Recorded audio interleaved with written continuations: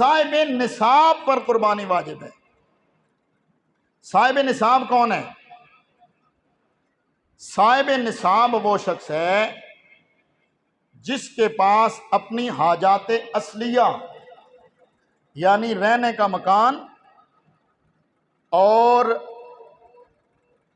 खर्च, खाने पीने का, पहनने के कपड़े, जो इसकी जिंदगी के लिए जरूरी हैं, जिसके बगैर ये जिंदगी गुजारना मुश्किल हो जाता है, इन चीजों को छोड़कर अगर उसके पास इतनी रकम है कि जो 52.5 तोला चांदी की कीमत पर पहुंच सके, तो उस पर कुर्बानी क्या है? वाजिब है। चाहे वो मर्द है, चाहे वो, ऊंचा बोलो, औरत है।